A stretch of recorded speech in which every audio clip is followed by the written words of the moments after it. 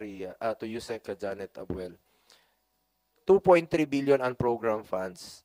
Out of, magkano ho ba yung total unprogrammed funds for the 2024 budget? Umabot ho ba ng 700 billion? Am I correct, Yusek Abuel? Yes, yes, Mr. Chairperson, it's 731.448 billion. So, out of 741, 2.3 billion lang po ang inilaan sa unprogrammed funds ng health emergency allowance. Bakit po ganon kaliit? Wala pang, kung i-compute mo, wala pang 0.03% itong, kung tutuusin, itong inilaan na unprogrammed fund para sa health emergency allowance. Bakit hindi na lang po binuo? Kung meron ho bang pagbalanse pa, hindi na lang po inilaan. Kung sa tingin nyo, importante, sa tingin nyo ba importante po itong mga health emergency allowance due to our health workers? Yusek Abuel? Yes, Mr. Chair, the DBM is one with the committee chairperson, and in our strong desire to fulfill and complete the amounts due our public and private health workers insofar as the health emergency allowance is concerned. So, sir, the 2.3 billion for unprogrammed appropriations for this year was given on top, as you have mentioned already, on top of the 19.962 billion provision under the DOH budget. And on top of that, Mr. Chair, there is also, we have actually advised the DOH based on their query that they can use another line item, which is the APB, or the Administration and Personnel Benefits Fund, which now amounts under the 2024 GAA, amounts to 12.775 billion. Actually, sir, in 2023, in the 2023 GAA, they have used an amount of 4.1 billion coming from the APB for the HEA as well. For 2023. For 2023, So, ibig sabihin, sir. pwedeng gamitin ito. Pero going back to my question lang po, para sa kaalaman ng lahat, no? Meron pong, according to the Department of Health, meron pong 27.5 billion na backlog, na ibig sabihin payables po, no? At services rendered na po ito sa ating mga health workers na babayaran. Pero ang nailagay po sa unprogram, not the program 19 billion something. Unprogram is 2.3 billion ang nailagay. Sino ba nagde-decide ng proposal ng unprogram? Bakit hindi na lang inilagay yung 27.5 billion sa unprogram funds, since 700 billion naman po ang inyong unprogrammed funds sa kabuuang budget po ng gobyerno? Kasi kung inilagay po yon, kung may excess collection ang gobyerno at maawa ang executive department, Secretary Recto, baka pwedeng maunang i-release yung kanilang backlog na 27.5 kung nilagay po sa unprogram. So anyway, since tapos na tayo ngayon, so ano bang remedies diyan? So nasabi mo kanina, pwedeng kunin doon sa APB po, it's APB. the Authorized Personnel Benefits. It's the Administration of Personnel Benefits. It's So pwede, since 12.7. ginawa nila sa 2023. Yes, So they it's did up to that. Secretary Ted Herbosa ngayon kung pwede niyang gamitin, no? Or part of their priorities.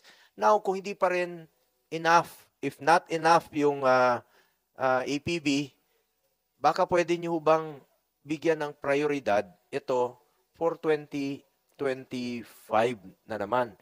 Whether program or whether unprogram, baka pwede bang unahin naman sila para tapos ng usapan. Kumbaga, masara na yung libro dito sa health workers, since dapat maintindihan po natin, kawawa naman itong mga health workers natin. Magkano usually yung due sa mga health workers natin? Pinakamababa at pinakamataas na amount na due sa kanila? Good afternoon po, Mr. Chair. No? May I just take this opportunity po na may paliwanag po namin kung saan po kami nanggagaling ng mga healthcare workers, lalong-lalo na po sa private hospitals po. No? And magandang araw po sa inyong lahat. Kami po sa Private Hospital Unions of the Philippines ay natutuwa at napagbigyan niyo po kami na magsalita po at may voice out po namin yung mga hinaing po namin regarding po sa health emergency allowance na nabinbin na po. Halos 3 taon na. And for the record po, Senator, no, we are asking for your understanding with regards to our postings on our page na regarding sa lip service. You must understand us na we are desperate. Wala na po kaming pagbabalingan. Hindi na po namin alam kung saan kami babaling dahil nagpunta na po kami sa mga ilang legislators, nagingay na po kami sa social media for the longest time for the past 3 years para lamang po mabigyan ng kasagutan yung mga katanungan namin regarding our health emergency allowance. Sa loob ng 3 taon, Gusto ko lang pong i-klaro sa iyo, Mr. Ronald Ignacio, na ako yung taong aksyon agad. Hindi ko matiis na nakaupo lang sa opisina. Mas gusto ko trabaho, serbisyo at aksyon agad. yes, Senator, we thank you for that, Senator. Actually, we targeted you talaga po. Kasi being the chairman of the Senate Committee on Health, alam po namin na you can throw the weight of your honorable office for these government agencies to compel them to follow the merits of the law. Na very Solomonic nga po, gaya nga po ng sabi ko. Napakaganda po ng batas na yun para sa aming mga healthcare workers. And kasamaang palad, hindi po yun nasusunod doon sa pagkakadisenyo ng batas. So naintindihan niyo naman po kami ay mambabatas, we craft the law, pinapasa namin yung budget, but the actual implementation belongs to the executive department. Sila po yung naglalaan ng pondo, sila yung nag-appropriate, sila yung actual implementation kung ano ho yung prioridad nila. Naintindihan niyo naman po yun. Yes po, Senator. And we are thankful right now po that you give us this platform para may pag-usapan to. And may wakas na po ng tuluyan po. Ako naman po ay nakikiramay po sa inyo, no? Nakikipagdalamhati rin po sa inyong nararamdaman. At naintindihan ko po ang inyong posisyon. Kaya kaisa niya naman po ako dyan sa bagay na yan. What is due po sa inyo? Kaya nga po, ever since pa, 2-3 years ago pa, nagsalita nga ako, nag-privilege speech ako, what is due to our health workers ay dapat pong ibigay po sa inyo. Even during the time of former President Duterte, inuuna talaga namin. Ako nananawagan po ako, pero hanggang dyan lang po ang pwede kong gawin bilang mambabatas. But hindi po ako titigil. Kaisa niyo po ako dyan. Naintindihan ko po ang inyong sitwasyon. At mahal na mahal ko po ang ating mga health workers. Kaya po ako narito, kaisa niyo po ako dyan na iparating natin sa ating Department of Health at DBM ang inyong mga hinaing po. Thank you po, Senator. So pwede na nating umpisahan. Go ahead. Thank you, Mr. Chair. On the part of the DBM po, we really want this concern or issue to be over, everything to be settled. What we need po is actually a validated data of the claims for HEA. Makikita po natin, sir, we have we wish to inform everyone that from 2021 until 2024, the total amount of appropriations that we were able to provide for yung umpisa po noon, mga SRA, magmula nung nag-umpisa yung COVID-19 is about 91 billion na po. For one COVID allowance in HEA, so far we have released the amount of 73.26261 billion to the DOH already. So, ang kailangan po namin sa DBM now is for us to find out really magkano po yung balanse para sa deficiencies. And that we cannot really do in the DBM, and we have to await the data from the DOH po. So given that and all the amounts that we have disclosed now, meron tayong provision for HEA sa budget, meron tayo sa APB, meron tayo sa UA, then gusto po naming malaman kung may matitira pa, and that we can provide for 2025, Mr. Chair. That we are sure, provided po kailangan namin ng malinis na data. Kasi po, there were instances that amounts were given to us when we validated, only half were validated. So, yun po yung predicament ng DBM. So hindi po namin, pag binigyan po kami ng malinis, maayos din. So We we will- have to reconcile the records sa Secretary Ted Herbosa. Ma-reconcile niyo po yung record. At finally, ang hiningi lang po nating assurance, no, aside from nabanggit nyo kanina na posible nga pong kunin, no, sa kanilang, kung depende po yun sa ating secretary if he is willing na kunin for 2024. And ang pakiusap ko lang po sa inyo, ma'am, baka po pwede sa 2025 masama na po ito. Baka pwede po may parating kay Secretary Mina na mapasama na po ito, whether program or o mas maaari program na. Tapos ano ba naman yung 27.5 or less or more or less na amount, no, para po sa ating mga kababayan. Hindi mo nasagot kanina magkano po yung usually na due sa pinakamababang amount po para malaman po ng publiko sa health emergency allowance. Or Ayun po, Senator. Yung sa amin po sa hospital po kasi, meron po tayong moderate, yung classification po sa amin is moderate risk at high risk lang po. So sa amin po sa mga nag-cater po talaga sa mga COVID patients, nasa high risk po, 9,000 po yun. Samantalang sa moderate risk, nasa 6,000 po, Senator. per month, Per month no? po, per month. Per month po yun. So usually magkano po matatanggap ng pinakamababa is 6,000 to 9,000 per month. So ilang months po yung karamihan due pa sa inyo?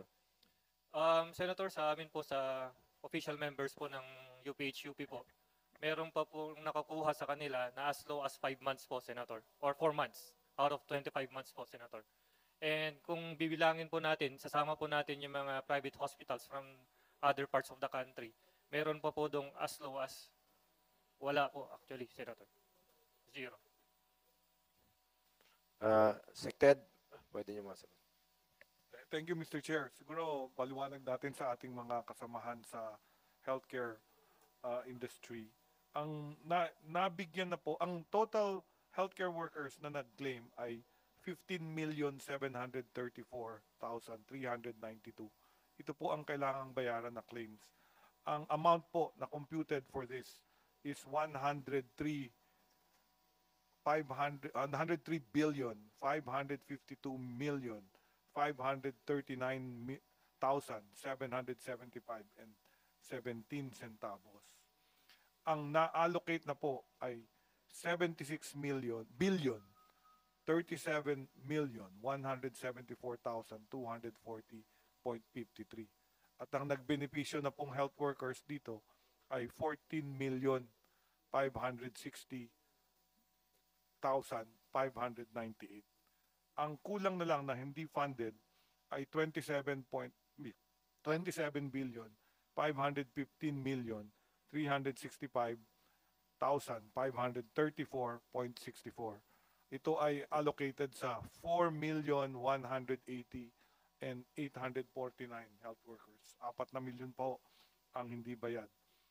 Yung sinasabi na ginamit sa PS, nagamit na po namin about 4 billion. Pero ito po ay nagamit namin sa, siyempre personnel dapat, kasi PS siya. So it's the personnel working in the government hospital. So siya, nagamit lang namin yung 4 billion, ubos na po yun. Nagamit na yun. So wala na tayong pwede ibigay kasi nakatanggap na sila. All of them have been paid using the 4 billion. So hindi na natin pwedeng gamitin yun para ibayad doon sa private hospital kasi hindi naman sila empleyado ng government hospital.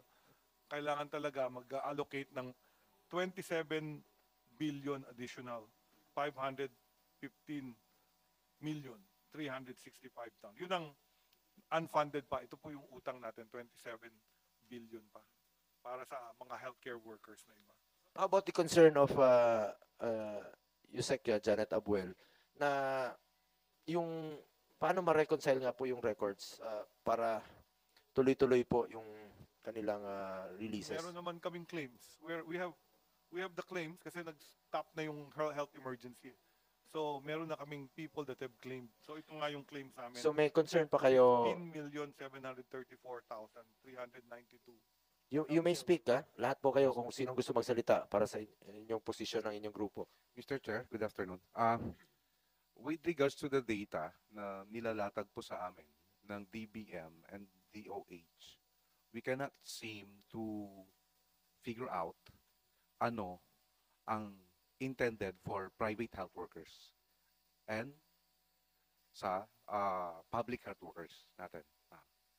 To some, may mga bayad na, kompleto na sa mga public health workers. Maybe because of yung nagamit yung APB.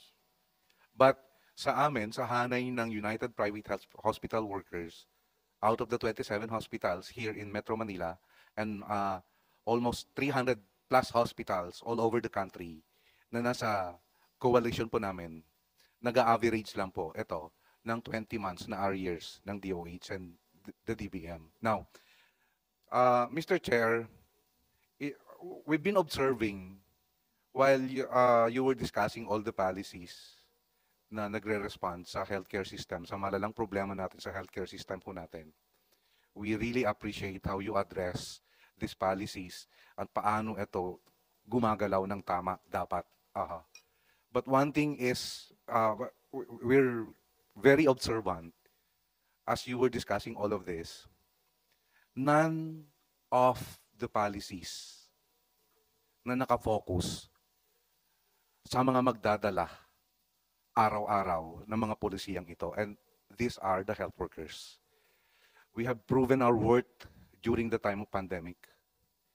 Nung nakiusap po ang gobyerno na labanan ang COVID-19, we were there. Nanguna ho kami. Namatay po yung mga kasamahan po namin. In the front line. Now, here we are pleading again for the health emergency allowance for almost 3 years now. Sana ho hindi ho lumayo yung polisiya at ang role ng mga health workers natin habang ginagampanan ho nila araw-araw, minuto, gabi-gabi, magdamag. Itong mga functions po na ito. Mauna po dapat yung mga tao na nagpe-perform ng mga polisiyang ito. And these are the health workers.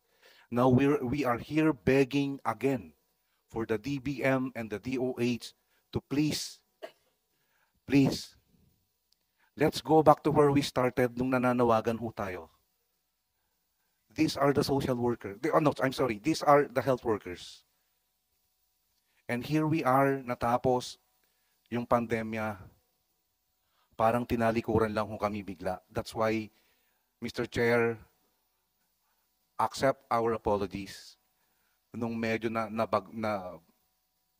nagtatapon ho kami na nagtatapon ng komento sa social media.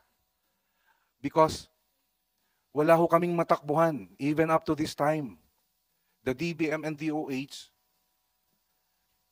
are throwing their own data, but still, we cannot fully comprehend paano ho kami babayaran. And in fact, even the DBM, if we ask the DBM and DOH now, paano nyo kami babayaran? The answer is still vague for us. Please, nakikiusap ang United Private Hospital Workers na may 300 na hospitals facilities sa buong bansa. We are contemplating po for a national move.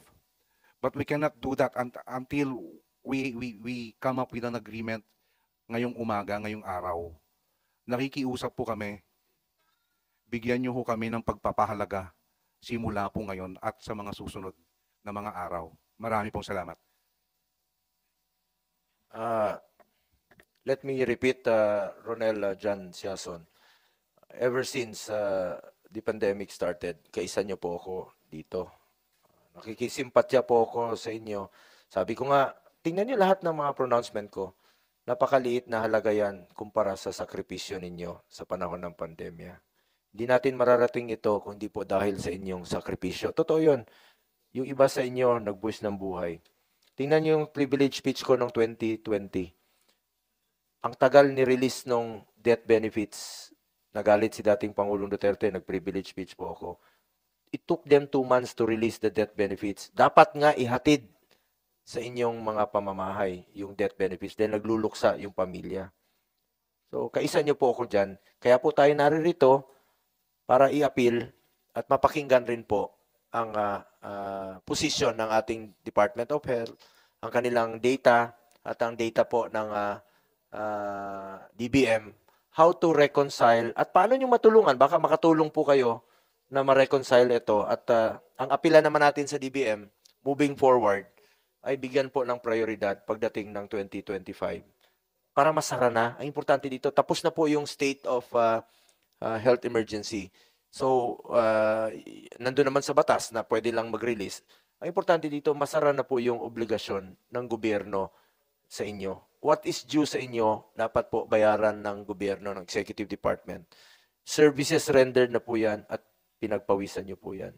So, kaisa nyo po ako dyan sa inyong hinaing at pag-a-appeal sa ating DOH. So, Secretary Ted, Yusek Abuel to Sec Mina, ay mapiling po para matapos na po ito since sabi ko nga kanina, kung nagkakaroon kayo ng mga maabot na 700 billion ang program funds, para naman po sa akin, napaka-importante po nito, baka masama nyo na po yung pagpo-program nitong health emergency allowance para tapos na po yung usapan at moving forward na po, ibigay nyo na po sa kanila yung dapat sa kanila.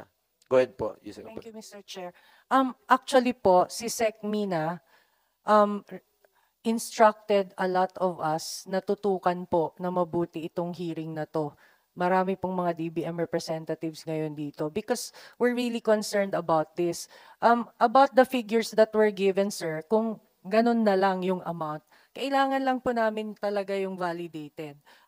As we know, meron pong health emergency allowance processing system ang DOH.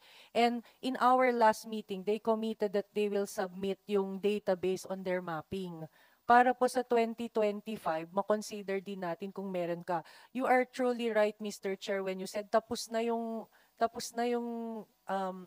the COVID, the pandemic. So, magbabayad na lang tayo. It's just a matter of how much, sir. Yun lang yung medyo sorry po sa inyo kasi kung kayo po ay nagwa-wonder ano ba talaga yung figure on the part of the DBM because we don't have the data as well. Syempre, nagwa-wonder din kami ano ba yung talagang figure because So, sir, you mean ang data, gumagalaw yan. saan na ngayon yung gumagalaw. data? Nasa DOH na? It's DOH, sir. Go ahead, Sec Ted. According to our team, nasubmit na po nung March 15. At ito po yung basis nung 27 billion 515. Nasubmit na po sa DBM? Oo. Final na po. Ang kulang na budget po, 27 billion 515 million 365,534 and 64 centavos. Yan po ang kulang na unfunded. Received March 18 by meron kaming receipt dito, March 18 by Department of Budget and Management. I'm Go sorry, ahead. sir, if I may. The letter of the DOH was March 13, and one of the entries there or information there is, well, they requested the amount of how much? 29?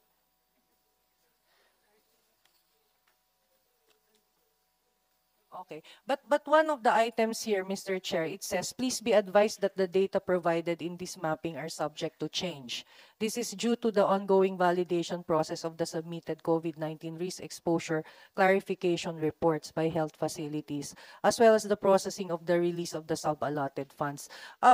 We don't want to quarrel on the data, sir. Basta wag lang alam mo yon, just give us the final amount, then we're good with that. That is the maximum amount. When we say subject to it's validation kung talagang nagtrabaho yung health worker. So pwedeng bumaba yung i-disburse. Kasi nga pag hindi naman siya nagwo-work doon, baka yung claim ng hospital hindi validated. Anyway, So, moving yun na forward, yung maximum amount, ma'am. Yusek Abuel, moving forward, no? I have some very important concerns dito. Para masara na po itong issue at masara na yung libro, you have to reconcile records. Kasi isasubmit na ng DOH sa inyo and you have to sit down and talk and reconcile records, Sir Ted, ma'am. Para pagdating ng budget proposal sa 2025, bago isubmit sa Kongreso, reconciled na. Baka pagdating ng 2025, hanapin na naman nila, asa na yung, ba't wala yung pangalan namin, ba't wala yung hospital namin, ba't wala rito? So another year na naman po ang, we have rules to follow rito. Gobyerno po ito, hindi po ito pribado na isa lang po ang mamamahala. Ang haba ng proseso dito. We have Congress, we have Senate, we have the Executive Department for final implementation. So, SecTed, nakikiusap po ako sa inyo, SecTed and sa DBM. Reconcile nyo muna and then pag nag-submit. Today is April 2. So, isa-submit na yan sa Kongreso by July yung budget. So, April, May, June. You have 3 months to reconcile records and then pag na-submit. I'm sure alam po ni Ma'am Yusek Abuel. She's a very seasoned employee dito sa DBM. Alam niya po ang kanyang ginagawang trabaho. And I'm sure, ma'am, I'm appealing, nakikiusap lang po ako sa mga, para na lang po sa mga pamilya ng ating mga health workers na kawawang-kawawa naman po. Hindi lang naman po sa kanilang union o sa kanilang samahan, but sa mga pamilya talaga na umaasa dito sa 9,000, 45,000. Bigat yan, malaking halaga po yan. Pagkain na yan sa pagkainan ng ating mga Mr. kababayan. Chair,